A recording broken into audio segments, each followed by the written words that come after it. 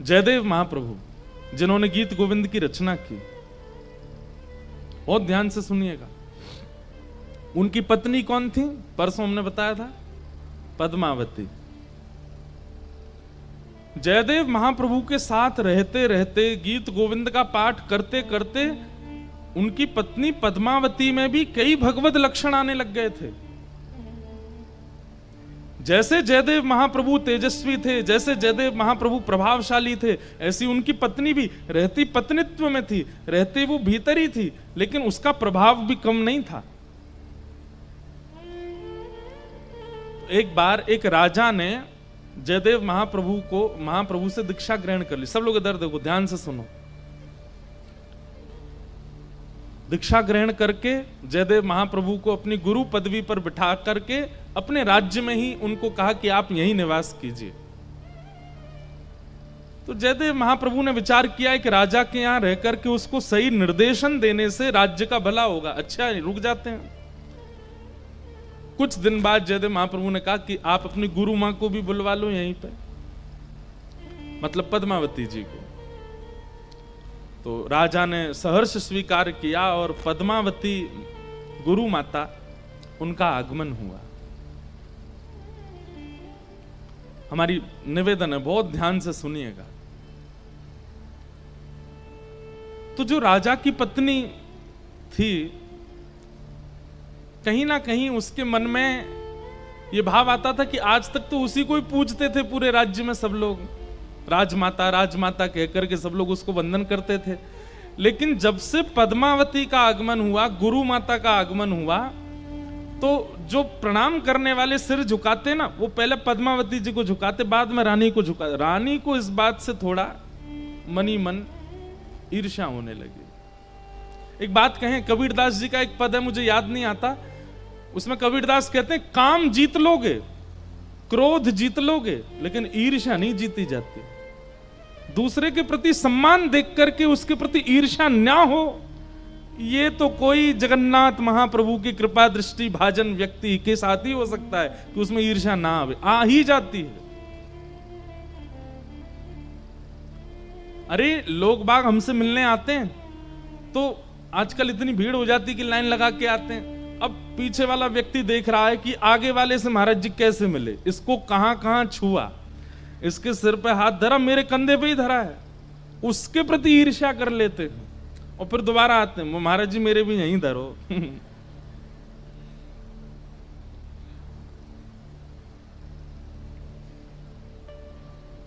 हमें तो बहुत कुछ देखना पड़ता है कथाओं में। महाराज जी कथा में ना एक अमुक नाम का व्यक्ति आएगा, मैंने कहा अच्छा, वो आपसे कहेगा कि मेरे घर आ जाओ, पर आप मना कर देना।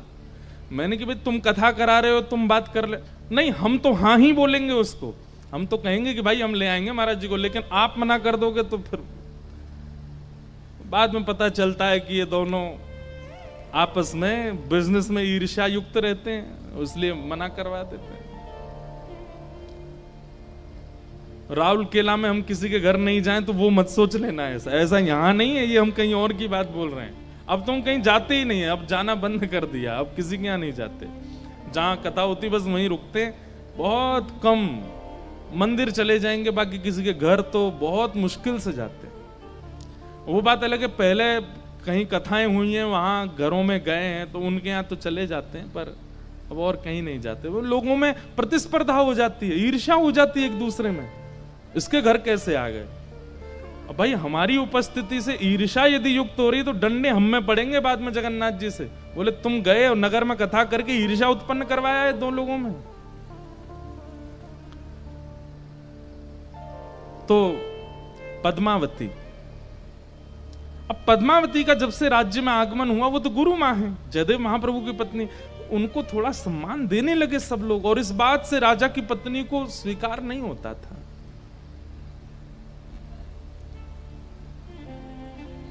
अब तो ये भी स्थिति हो गई थी कि जब सभा में बैठते थे तो राजा बैठता था, राजा के बगल में थोड़े ऊंचे सिंहासन पर जयदेव महाप्रभु बैठते थे, और रानी वास में रानी बैठती थी, उससे थोड़े ऊंचे सिंहासन पर पद्मावती बैठती थी, वो गुरु मां है। सब चीजों से ईर्ष्या उत्पन्न होती जा रही थी। एक दिन की बात, सब रानीवास में बैठे थे, तभी कुछ लोगों ने आकर के कहा, रानी आपके दूर के भाई, उनका युद्ध चल रहा था ना? बोले जी।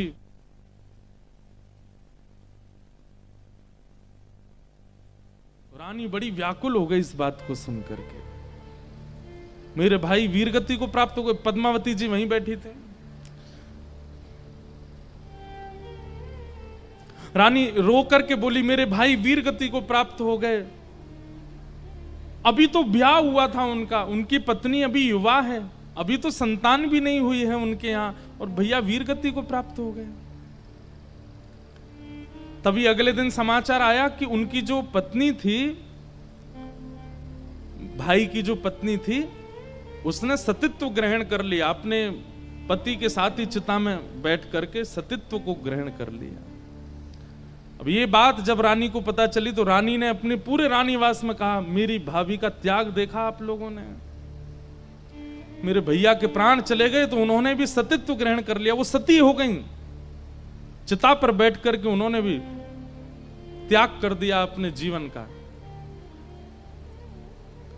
तो ये बात सुनकर के पद्मावती जी बोली, बहुत बहुत ऊंची स्थिति है तुम्हारी भाभी की।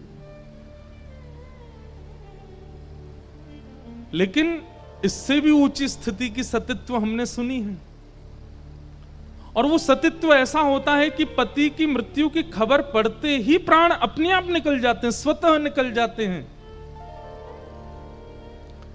अब ये बात तो उनने सहज भाव से कही, लेकिन पद्मावती की इन बातों से रानी को लगा कि ये मेरी भाभी का उपहास कर रहे हैं। एक तो उन्होंने सतीत्व को ग्रहण किया, ऊपर से ये कह रही है कि उससे भी बड़ा सतीत्व कुछ होता है।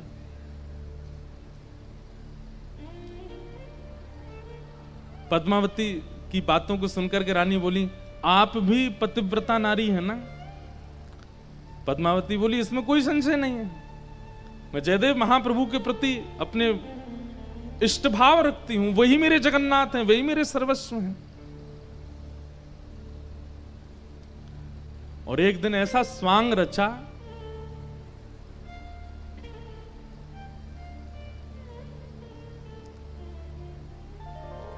रानी ने आकर के ऐसे रानीवास में और थोड़ा नाटक जैसा किया और रोते हुए आई और आकर के बोली, अरे हम तो अनाथ हो गए, हमारे परम सदगुरुदेव श्री जयदेव महाप्रभु वो तो भगवत धाम को प्रस्थान कर गए। पद्मावती बैठी थी वहीं पर। बोले, अपने आप को बहुत बड़ी सतीत्व मानती हैं, उस दिन मेरी भाभी का उपहास कर रही थी, आज इनको देखती हूं। तो रानी आकर के बोली, हमारे परम गुरुदेव श्री जयदेव महाप्रभु वे तो भगवत धाम को प्रस्थान कर गए, हाय हम तो अनाथ हो गए। रानी रोने लगी। पद्मावती जी बैठी थी वहीं पर। पद्मावती जी ने नेत्र बंद किए तो नेत्र बंद करके पता चला कि वो तो राजा के साथ 3 दिन के प्रवास पर गए। तो तुरंत सामने जल का पात्र रखा था, जल भर के रानी को देने लगी पद्मावती। बोले कि पी लीजिए, हमारे पतिदेव सुरक्षित हैं, वो राजा के साथ गए हैं 3 दिन के प्रवास पे पास के गांव में, हमने अभी अभी नेत्रों से ध्यान लगा करके देख लिया है। अरे नहीं नहीं, मुझे सच्ची खबर मिली है। तभी एक दूत को बुलाया, दूत को बुला करके पद्मावती बोली, अभी इसी वक्त पता करो राजा और श्री जयदेव महाप्रभु कहां हैं। दूत ने 2-4 घंटे में खबर करके बोले, आप सत्य कह रही हैं, पास के एक क्षेत्र में राजा के साथ 3 दिन के प्रवास पर गए हैं। अब ये बात सुनकर के तो रानीवास में तो सब लोग नतमस्तक हो गए। बोले, हमने आज तक सतियों की चर्चा सुनी, लेकिन साक्षात सती तो पहली बार देखी, जो यहां बैठे बैठे ये पता कर लेती कि मेरे पति कहां हैं। अब इससे रानी को और ईर्ष्या हो गई। बोले कि ये तो और ज्यादा इनकी श्रेष्ठता हो गई, अब तो उन्हीं के पास भीड़ लगी रहती है।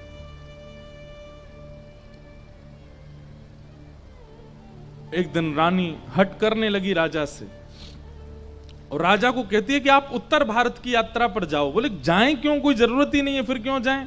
बोले, नहीं आप लेके जाओ और इनको लेकर के जाओ, जयदेव महाप्रभु को लेके जाओ, मुझे इनकी पत्नी की परीक्षा लेनी है। अपने पति को बता दिया। राजा ने कहा, तुम अच्छा नहीं कर रही हो, इससे अनर्थ हो जाएगा, पूरे राज्य का सर्वनाश हो जाएगा, तुम गुरुदेव और गुरुमां की परीक्षा ले रही हो। लेकिन पत्नी हट, नतमस्तक होना ही पड़ता है, चाहे राजा हो पति। भोजन प्रसाद बंद कर दिया, बात करना बंद कर दिया राजा से।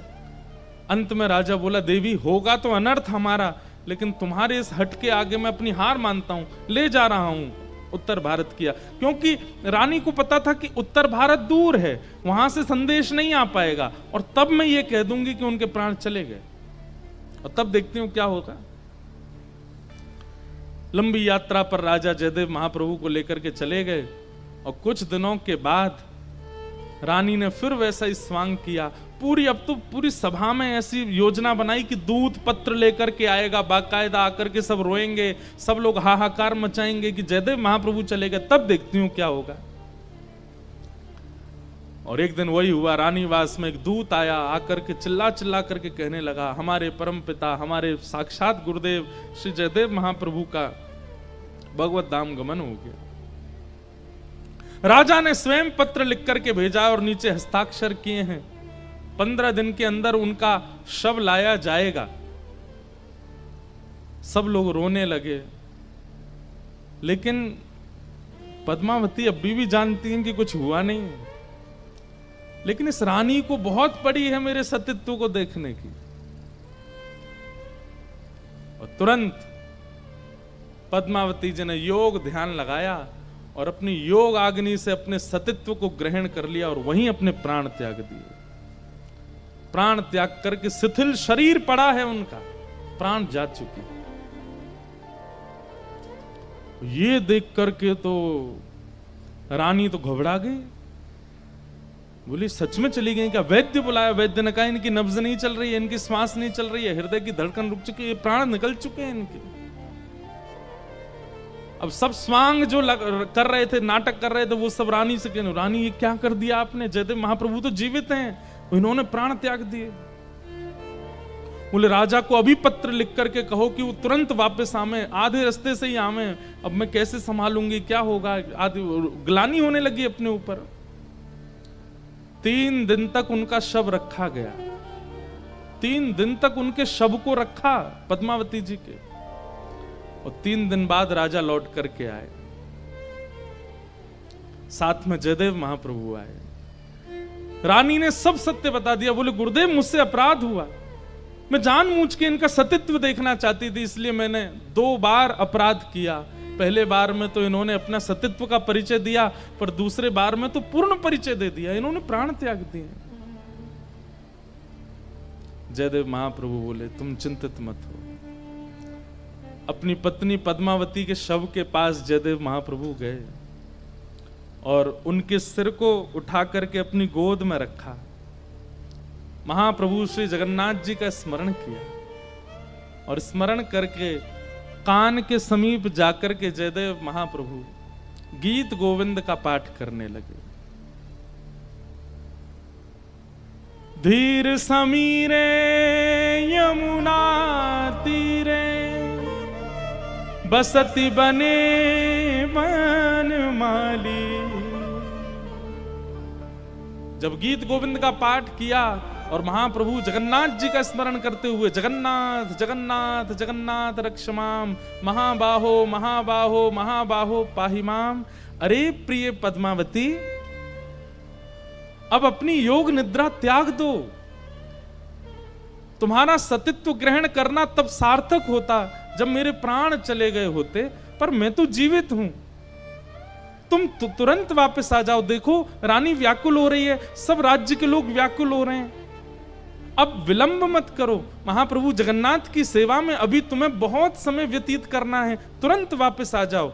जैसे ही कान में ये बात कही, जयदेव महाप्रभु ने तुरंत पद्मावती उठ करके खड़ी हो गई और सबके सामने ये सतीत्व देख करके सब नतमस्तक हो गए। राजा तो पूर्ण समर्पित था जयदेव महाप्रभु को, लेकिन आज पत्नी और पूरा राज्य पूर्ण समर्पित हो गया जयदेव महाप्रभु को। बोले कि आप वैष्णव बंधुओं चमत्कार नहीं दिखाता। एक बात ध्यान से सुन लीजिएगा, वैष्णव भक्त चमत्कार नहीं दिखाता। वैष्णव भक्त की सामान्य क्रिया पर ठाकुर जी चमत्कार करते हैं। वो नहीं करता है, उसका ना विश्वास होता है ना उसकी स्थिति होती है। ठाकुर जी करते हैं लीला तो। और ऐसे सतित्व का उन्होंने स्थापन किया। उसके बाद रानी ने पद्मावती जी के चरणों में बैठ करके शिक्षा ग्रहण की कि आपके जैसे मैं कैसे सती बनूं अपने पति के लिए। और श्री पद्मावती जी ने फिर उनको सतित्व का पाठ पढ़ाया, पति के प्रति कैसी भावना, उनके प्रति कैसी श्रद्धा, कैसा नियम, आदि आदि सब। और सतित्व केवल स्त्रियों का नहीं होता है बंधुओं, पुरुषों का भी होता है। एक पत्नी प्रति पति भी होते हैं। और एक बात आपको बता दें, मैं कितनी बार कथाओं में कह चुका, इंटरव्यूज में कह चुका हूं, दुनिया में सबसे बड़ा व्रत यदि कोई है तो वो एक ही है। क्या? किसी एक के ही रहो हमेशा। ये सबसे बड़ा व्रत है। अपनी बुद्धि में, अपने नेत्रों में, अपने मन में किसी अन्य का विचार भी ना आना, एक के ही सदा रहना। इससे बड़ा व्रत ना तो सोमवार का है, ना तो प्रदोष का है, और ना एकादशी का है। ये सबसे बड़ा व्रत है, पत्नी व्रत, पति व्रत। आज उत्तरा द्वारिकाधीश से कह रही है कि मैं तो अपने पति अभिमन्यु के साथ प्राण त्यागना चाहती थी, लेकिन तब मेरे मन में आया कि मैं गर्भवती हूं, मेरे गर्भ में बालक है। भले ही मेरे पति चले गए, लेकिन इस बालक को मैं जन्म दूंगी और द्वारिकाधीश श्री कृष्ण का परम भक्त बनाऊंगी, इसलिए मैं जीवित बैठी थी। लेकिन आज ये ब्रह्मास्त्र मेरे ही बालक को मारने के लिए आ रहा है श्री कृष्ण, मेरा जीवित रहना, इससे अच्छा तो मैं सती हो जाती। हे द्वारिकाधीश, मेरी रक्षा करो। उत्तरा ने भगवान के चरणों में नतमस्तक होकर के जब प्रार्थना की है, भगवान श्री कृष्ण रथ पर चढ़ चुके हैं द्वारिका जाने के लिए, लेकिन उत्तरा की उस करुण पुकार को सुनकर के ठाकुर जी नीचे उतर आए। और एक रूप से तो भगवान बाहर खड़े हैं, और दूसरे रूप से अंगुष्ठ मात्र वायु का रूप धारण करके उसके गर्भ में भीतर प्रवेश करके अपनी चक्रा नाम की गदा को भगवान ने इतनी द्रुत गति से आकाश में घुमाया, अश्वत्थामा के द्वारा छोड़ा गया ब्रह्मास्त्र आकाश में नष्ट हो गया, और उत्तरा के गर्भ के बालक की रक्षा हो गई। बोलो भक्त वत्सल भगवान की।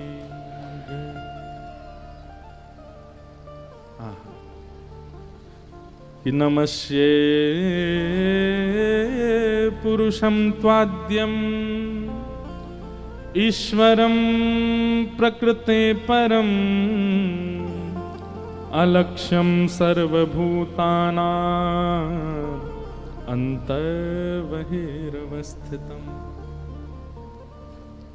एक बात कहें, वैष्णव जीवन में आने वाली आपत्ति, पीड़ा, विपत्ति, विपरीतताओं से तो डरता नहीं, वो मृत्यु से भी नहीं डरता है। नाम जापक की ऐसी स्थिति हो जाती है, ठाकुर जी की अर्चना सेवा करने वाला वो ऐसा हो जाता है, उसको फिर पीड़ा, भय ये सब नहीं सताते हैं। अरे मृत्यु का भी भय नहीं रहता, मृत्यु आवे तो आ जाए, बस उसकी एक ही चिंता रहती है कि हे नाथ, मेरे कहीं प्राण तो चले जाएं, पर प्राण जाते समय किसी विषय का चिंतन ना हो, चिंतन आपका हो।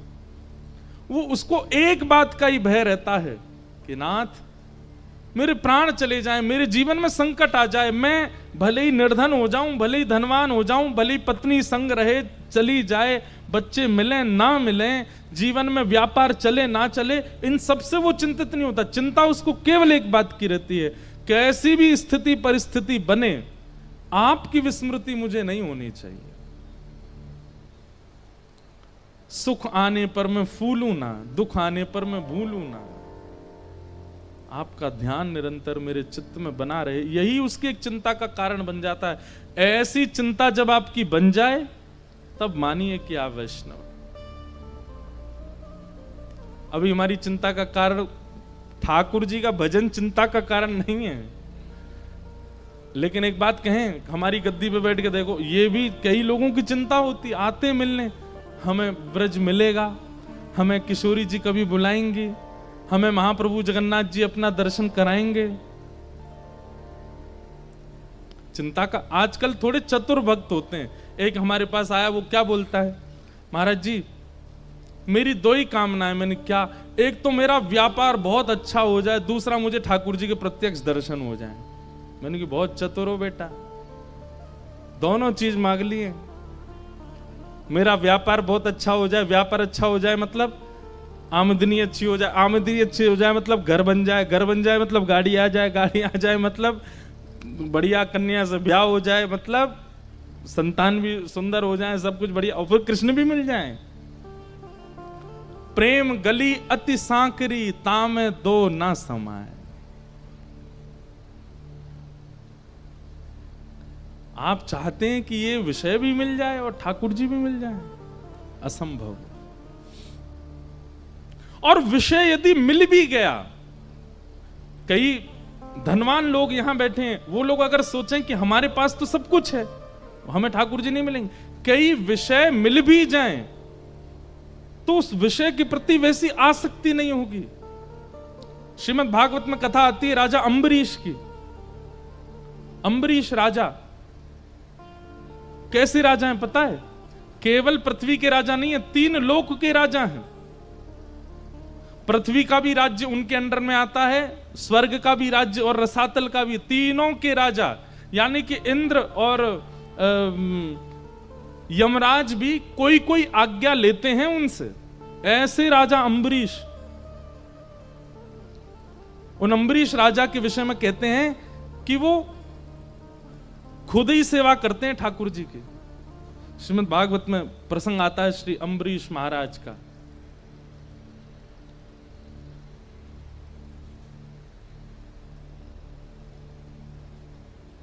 अंबरीश महाराज के लिए कहते हैं कि अम्बरीशो महाभागः सप्तद्वीपवतिमहम्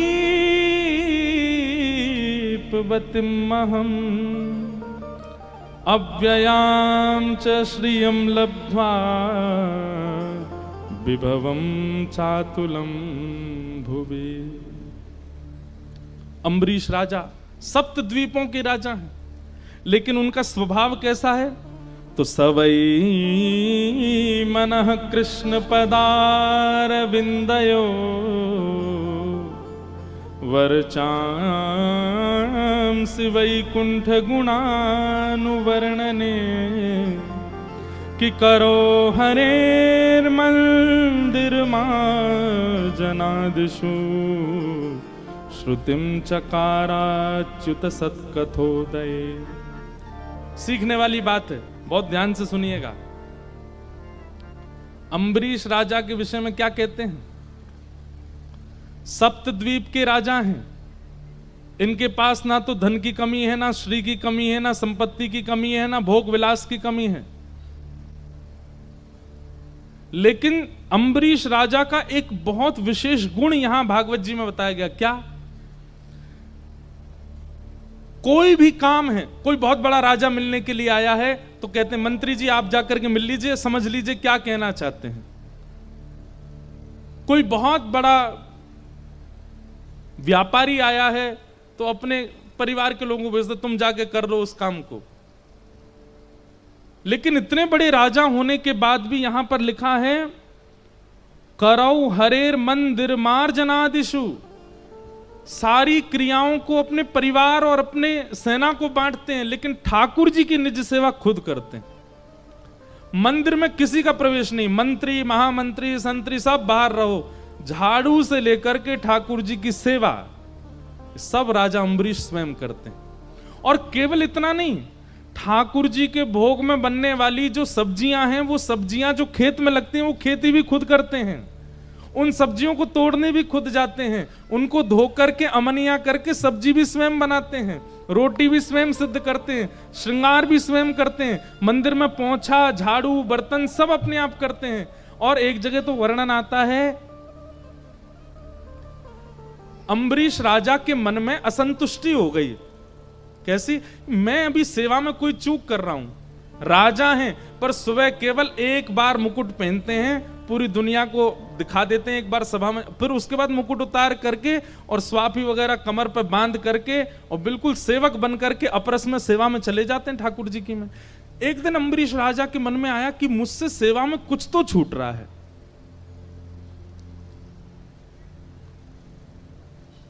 ऐसी कौन सी सेवा है जो शायद मैं नहीं करता हूं, कहीं और से हो रही है।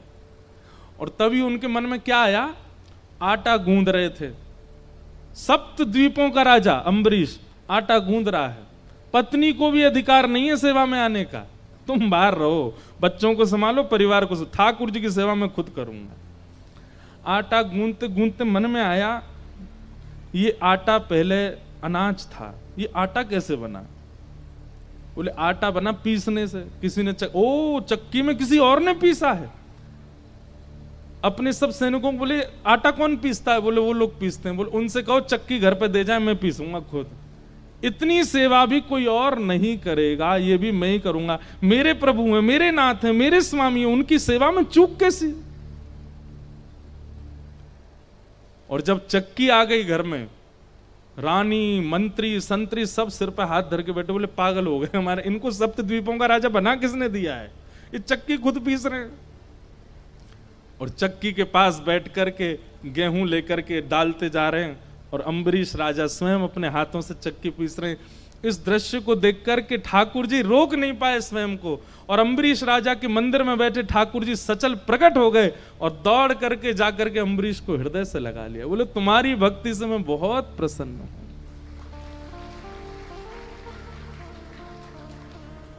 तुम्हारे पास क्या कमी है? अरे कोई एक नगर का राजा होता, एक देश का राजा होता, तुम सप्त द्वीपों के राजा हो। तुम्हारी भ्रकुटी टेढ़ी करने पर देवता भी हिल जाते हैं, और तुम यहां चक्की पीस रहे हो मेरी सेवा के लिए।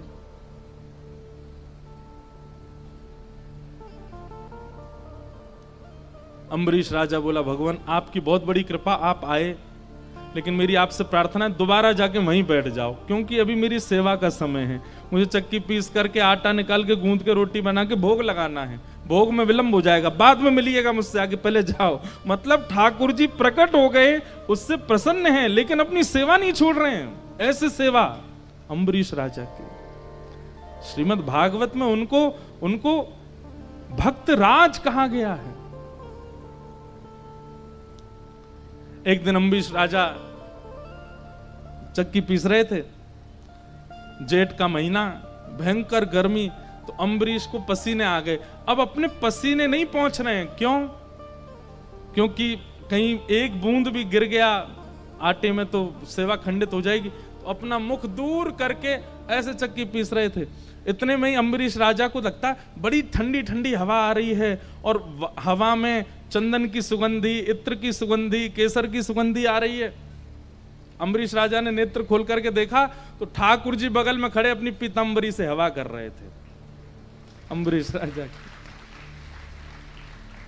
अम्बरीश के तो नेत्र सजल हो गए, चरणों में गिर गया। भगवान ये क्या कर रहे हैं आप?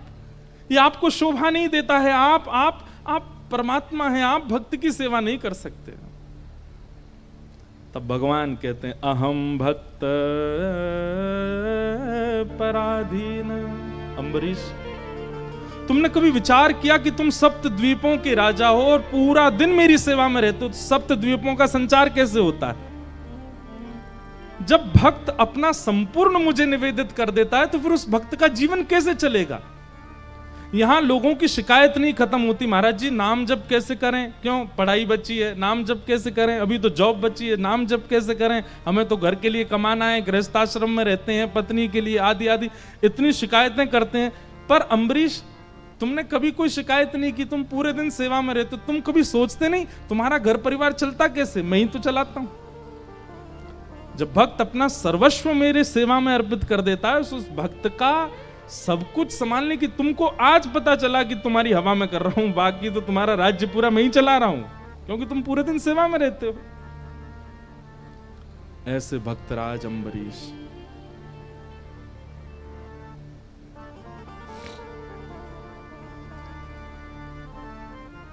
अद्भुत।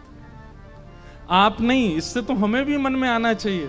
हम भी अपने गिरधर लाल जी को लिए घूमते हैं सब जगह, कई सेवा ऐसी वो हम नहीं करते, श्रृंगार कर देते हैं, बाकी तो आरती की सेवा किसी और की, शयन की सेवा किसी और की, भोग की सेवा किसी और की। क्या सेवा? बस श्रृंगार करके पूरा श्रेय ले लेते हैं, हम करते हैं सेवा। पर ठाकुर जी की एक एक सेवा, एक एक भाव अपने हाथों से हो,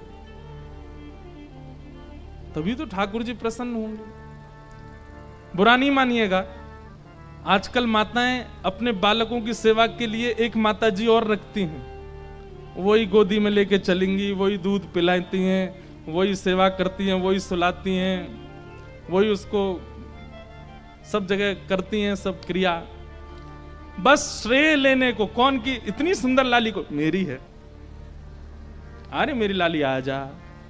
कई बार तो मैंने देखा वो बालक अपनी मां की गोद में ही रोते हैं, उनके पास जाना है जो सेवा हमारी करते हैं। अरे ये बहुत रो रही है, शांत नहीं हो रही, अरे तुम्हारी बेटी है, तुमसे ही नहीं हो रही। हम ठाकुर जी की सेवा बता रहे हैं मंच पे बैठ के, हाँ अपने खुद की संतानों की सेवा नहीं होती मां से। ठाकुर जी की सेवा तो बहुत दूर की बात है। आप लोग इधर उधर मत देखो, ये सब उसको ढूंढ रहे हैं जिसने अपनी बच्चों की सेवा करवाई किसी से। देख देख, देख तेरे लिए कह रहे हैं महाराज जी।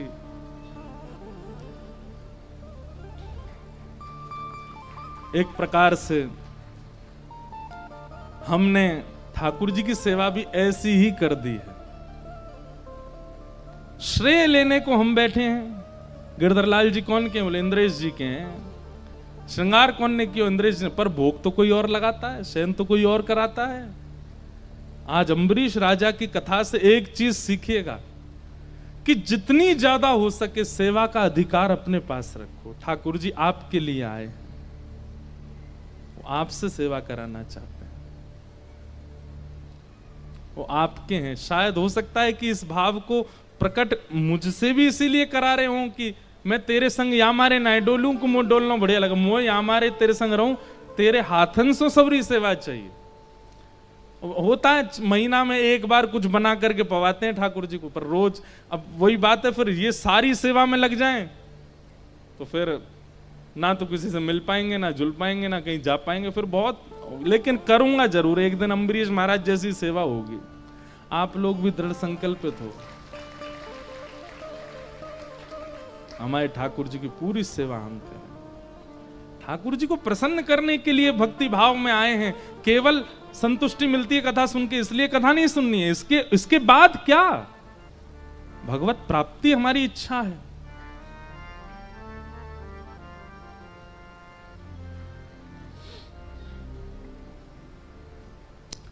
अम्बरीश महाराज वो एकादशी व्रत करते थे, कथा पता होगी सबको। थोड़े थोड़े आगे आ जाओ, बिना उठे नेक नेक खिसक के आओ। अम्बरीश राजा एकादशी व्रत करते थे और आपका नियम था कि आप समय पंचांग देख करके द्वादशी कब लग रही है तभी पारणा करते थे।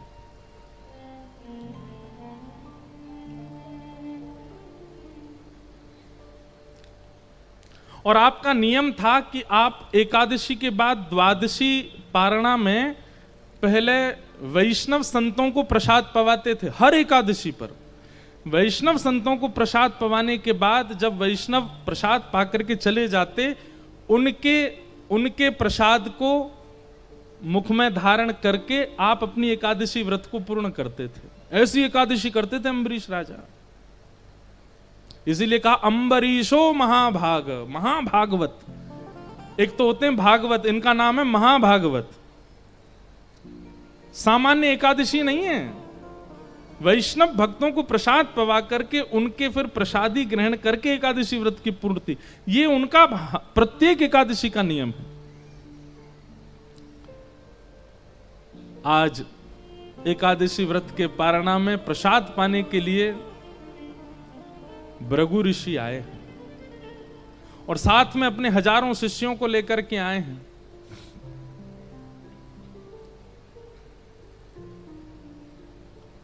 आए, चरण धोए, चरण धो करके उनका तिलक किया, बहु सम्मान किया, माला पहनाई, दक्षिणा प्रदान की।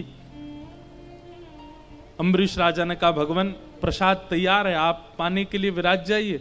भृगु ऋषि बोले अभी संध्या का समय हो गया है, हम संध्या करके आते हैं, स्नान करके आते हैं, तब तक तुम प्रसाद की तैयारी करो, हम अभी आ रहे हैं।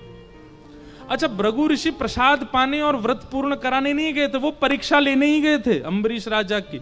नारद जी से इतनी प्रशंसा सुनी थी। नारद जी जब भी मिलते भृगु ऋषि को तब कहते भाई भक्त तो अम्बरीश है, सप्त द्वीपों का राजा भक्त अम्बरीश है, उस जैसा भक्त नहीं देखा। तो इनके मन में भी आया हम भी तो देखें ऐसा कैसा भक्त है। अम्बरीश महाराज का नियम था कि आप संतों को प्रसाद पवाते और जैसे ही पारणा का समय होता उसी समय प्रसाद ग्रहण करके अपना व्रत खोलते थे। संध्या में बहुत कम समय लगना था, लेकिन भृगु ऋषि जानबूझ करके समय व्यतीत कर रहे हैं ताकि उसके पारणा का समय निकल जाए। फिर देखता हूं कि ये धर्म को प्रधानता देगा कि संत वैष्णवों की सेवा को प्रधानता देगा। यहां अम्बरीश बड़े व्याकुल, समय निकलता जा रहा है, पारणा का समय हो रहा है, क्या करें, अभी तक भृगु ऋषि आए नहीं है, प्रसाद पाया नहीं है, मैं कैसे अपना व्रत पूर्ण करूं, और उसके बाद यदि व्रत पूर्ण करता हूं तो अभी तक जो मेरा नियम चला, इससे कोई ठाकुर जी नाराज नहीं होते। कई लोगों का नियम होता है कि वो बिल्कुल एग्जैक्ट टाइम पे ही व्रत खोलते हैं, इससे अगर आप चूक जाओ तो ठाकुर जी नाराज होंगे, ऐसा नहीं है। पर हां, कई बार नियम होता है, नियम को आप जितनी श्रेष्ठता से परिपूर्ण करते हो। भाई स्कूल जाने का समय है 7 बजे, अब 7 बजे अगर पहुंच जाते हो, फर्स्ट क्लास अटेंड कर लेते हो तो अटेंडेंस में नाम आ जाता है कि प्रेजेंट थे। अब लेट पहुंचोगे, फर्स्ट क्लास ही निकल गई, क्लास टीचर अटेंडेंस लेके चले गए, आपकी अटेंडेंस ही लग पाई। अब लग तो जाएगी, बाद में आप क्लास टीचर को जाके बोलोगे मैं आया था, लेट आया था, आप मेरी अटेंडेंस लगा दो। पर समय से पहुंचने पर अटेंडेंस हो जाती है कि हाँ ये उपस्थित थे। ठीक उसी प्रकार समय पर नियम की पूर्ति करने से उपस्थिति दर्ज होती है, लेकिन कभी नियम टूट जाए तो उससे ठाकुर जी नाराज नहीं होते हैं। लेकिन अम्बरीश राजा का नियम था कि अपने समय से ही पारणा करना है। और यहां भृगु ऋषि तो जबरदस्ती आत्मजल लेकर के बैठे हैं, संध्या कर रहे हैं, बोले कि आज इसका समय ही निकले, देखता हूं क्या करेगा। 2-4 मिनट रह गए थे, वशिष्ठ ऋषि के चरणों में जाकर के प्रणाम किया, अपने गुरुदेव को प्रणाम करते हुए अम्बरीश राजा बोले भगवान कुछ बताइए ना, भृगु ऋषि आए प्रसाद पाने लेकिन अभी तक आए नहीं और मेरे पारणा का समय हो गया, मैं क्या करूं, मेरा नियम टूट जाएगा। मेरे नियम में मुझे कुछ समृद्धि या उपलब्धि नहीं चाहिए, केवल भगवत दर्शन का नियम रखा है मैंने। मैं इस नियम को इसलिए पालन करता हूं ताकि ठाकुर जी मेरे हो जाएं बस। और कहीं ये नियम टूट गया तो ठाकुर जी मेरे होने में दिक्कत ना हो जाए। वशिष्ठ ऋषि बोले देखो तुम एक काम करो, बोले क्या, ठाकुर जी का अभिषेक करो और अभिषेक करके जो पंचामृत ठाकुर जी का होगा उसका पान कर लो, अपना नियम भी हो जाएगा और फिर जब भृगु ऋषि पाके चले जाएं तो उस प्रसाद को पा लेना। और आपने तुरंत ठाकुर जी का अभिषेक किया पंचामृत हाथ में लेकर के, और जैसे ही पारणा का समय हुआ तुरंत उसको पान करके अपना नियम पूरा कर दिया। ये यहां पी ही रहे थे कि इतने में भृगु ऋषि आ गए। और भृगु ऋषि आकर के बोले अच्छा हमको बुलाना तो ढोंग है तुम्हारा, तुम तो केवल अपने नियम के पक्के हो, अपने नियम का पालन करना जानते हो। अरे जब ये नियम था कि कोई ऋषि आकर के पाएगा उसके प्रसाद के बाद ही मैं ग्रहण करूंगा, तो ये नियम तुमने तोड़ा क्यों? अम्बरीश राजा बोले नहीं, मैंने वैसे नहीं, कोई भाव नहीं था भगवान, अन्न सेवन तो अभी भी आपके प्रसाद के बाद ही पाऊंगा, केवल मेरे एक समय पर नियम पूर्ति के लिए मैंने गुरु आज्ञा लेकर के बस चरणामृत लिया। लेकिन भृगु ऋषि तो भृगु ऋषि क्रोध में भर गए, तुरंत अपनी जटा फेंक करके नीचे कृत्या नाम की राक्षसी प्रकट हो गई और उसको कहा विध्वंस कर दो अम्बरीश राजा का। अम्बरीश राजा तो हाथ जोड़ करके बैठ गए, नेत्रों से आंसू, बोले भगवत मिलन तो हुआ नहीं, एक राक्षसी के द्वारा वध होगा मेरा। हे नाथ मेरी रक्षा करो, मैंने जानबूझ करके वैष्णव अपराध नहीं किया है, मैंने ऋषि का अपराध जानबूझ केवल अपने नियम की रक्षा के लिए आपका चरणामृत सेवन किया है। ठाकुर जी से कहां देखा जा रहा था, प्रबल प्रेम के पाले पड़कर हरि को नियम बदलते देखा, अपना मान टले टल जाए पर भक्त का मान न टलते देखा। तुरंत भगवान ने सुदर्शन जी को आज्ञा की, बोले जाइए पहले तो कृत्या को खत्म करो और उसके बाद ये बहुत सबको श्राप देते रहते भृगु ऋषि, आज इनको मजा चकाओ। इतने में ही देखा कि दूसरे सूर्य के समान तेज पृथ्वी की ओर आ रहा है। देख करके कृत्या घबराई। वो सूर्य नहीं था, सुदर्शन जी महाराज थे। हमारे जगन्नाथपुरी में महाप्रभु जी 4 विग्रह में विराज रहे हैं। श्री जगन्नाथ जी, सुभद्रा जी, बलराम जी और श्री जगन्नाथ जी के ठीक बगल में श्री सुदर्शन जी। सुदर्शन यहां संगी रहते हैं ठाकुर जी के। और सुदर्शन जी भी विकराल रूप में नहीं है, वह सामान्य से रूप में है। नील चक्र के रूप में ऊपर मंदिर के ऊपर जो चक्र विराजमान है वो नील चक्र के रूप में, वहां सुदर्शन जी का एक चक्र रूप में दर्शन है। बाकी ठाकुर जी के बगल में तो वंशी की तरह सुदर्शन जी बैठे हैं। और जगन्नाथ जी इतने बड़े हैं तो वंशी की तरह ही लगती हैं सुदर्शन जी महाराज। सुदर्शन जी को आज्ञा कर दी, जाकर के कृत्या का वध कर दिया। और कृत्या के बाद सुदर्शन जी भागे भृगु ऋषि के पीछे। तीनों लोकों में डोल लिए। इंद्र से जाकर के कहा रक्षा करो, नहीं कर पाए। शंकर जी से कहा रक्षा करो, नहीं कर पाए। यमराज से कहा रक्षा करो, नहीं कर पाए। दौड़ते दौड़ते सुदर्शन जी से ही बोले कि भैया कैसे बचा, आपसे कैसे बचूं, आप ही बताओ। बोले जिन्होंने हमको छोड़ा उनके पास जाओ। दौड़े दौड़े भगवान के पास गए, बोले प्रभु मुझे क्षमा कर। भगवान बोले देखो ये सुदर्शन जी रहते हमारे पास हैं, पर ये हमसे ज्यादा हमारे भक्तों के सेवक हैं। ठाकुर जी की लीला देखो क्या कह रहे हैं। बोले हमसे ज्यादा हमारे भक्तों के सेवक हैं, हमारे कहने से नहीं रुकेंगे ये। अगर भक्त राज अम्बरीश कह देगा तो ये रुक जाएंगे। और उसके लिए आपको अम्बरीश के चरणों में जाकर के क्षमा याचना करनी पड़ेगी। कितने अपने भक्तों से कितना प्रेम करते हैं ठाकुर जी। भृगु ऋषि बोले आप एक बार कह के तो देखिए। भगवान बोले सुदर्शन जी रुक जाओ, सुदर्शन जी रुक जाओ। सुदर्शन जी रुके नहीं, भीतर से सब पता है आपस में। सुदर्शन जी तो और उग्र रूप में, देखो रुके ही नहीं रहे, सुन ही नहीं रहे हमारी, जाओ अम्बरीश राजा के पास जाओ। अंत में भृगु ऋषि दौड़े दौड़े आए और साष्टांग प्रणाम किया अम्बरीश राजा को। मुझे क्षमा कर दो, मैंने तुम्हारी परीक्षा की, मुझसे अपराध हो गया।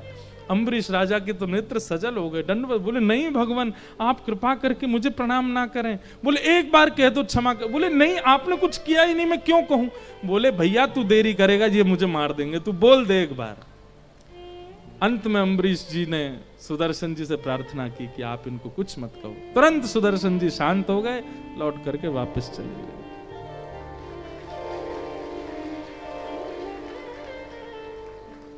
भृगु ऋषि के चरण धोए। भृगु ऋषि के भाई तुम हाथ ही मत लगाओ हमको। अम्बरीश तुम भाई क्या तुमने ठाकुर जी को वश में कर रखा है अपने। अरे भगवान के आयुध भी उनके कहने से नहीं रुकते हैं, तुम्हारे कहने से रुकते हैं। अम्बरीश राजा के नेत्र सजे। बोले ये मैंने कुछ नहीं किया, सब ठाकुर जी की लीला है। श्री मद्भागवत में भगवान स्वयं कहते हैं अहम भक्त पराधीन यस्वतंत्र इव द्विज साधुभिर्ग्रस्त हृदयो भक्तैर्भक्त जन प्रिय। हे भृगु महाराज मैं अपने भक्तों के पराधीन हूं। वो कभी नहीं चाहेंगे कि कुछ ऐसा हो, पर मैं उनके मन की रक्षा करता हूं, मैं उनके भाव की रक्षा करता हूं। मुझे पूरे विश्व मेरे अधीन है, पर मैं अपने भक्तों के अधीन हूं। मैं अपने भक्तों के चाही क्रिया करता हूं। इसलिए मेरे भक्तों का कभी भी आप अपराध मत करना, क्योंकि उनका अपमान होने पर वो तो क्षमा कर देंगे, पर मैं क्षमा नहीं करता हूं, मैं नहीं छोड़ता हूं। इसलिए दुनिया में बंधुओं कोई भी अपराध हो जाए सबसे क्षमा मिल जाएगी, लेकिन कभी किसी वैष्णव का अपराध मत करना, किसी भक्त का अपराध मत करना। ठाकुर जी को वो प्रिय नहीं। ऐसे महाराज अम्बरीश, उनका चरित्र भागवत जी में कहा गया है। तो भगवान ने उत्तरा के गर्भ में जाकर के परीक्षित की रक्षा की। परीक्षित की रक्षा के पश्चात जैसे ही ठाकुर जी जाने लगे, कुंती ने भगवान की स्तुति गाई। तत्पश्चात भीष्म पितामह ने भगवान की स्तुति गाई। सबकी स्तुतियों का श्रवण करते हुए भगवान द्वारिका गए। कुछ दिन बाद भगवान अपनी लीला पूरी करके स्वधाम चले गए। अर्जुन ने यह खबर आकर के पांडवों को बताई, तो पांडवों ने उस नन्हे से परीक्षित बालक को राज्य गद्दी पर बिठा दिया और स्वयं स्वर्गारोहण को चले गए। परीक्षित थोड़े बड़े हुए हैं, 2-3 वर्ष की आयु होगी। उसी आयु में ही उनको राज्य गद्दी पर बिठा दिया और ब्राह्मणों से कहा कि आप निर्देशन दीजिएगा क्या करना है। आपके निर्देशन में ये बालक आगे राज्य का संचार करेगा। और पांडव निकल गए स्वर्गारोहण के लिए।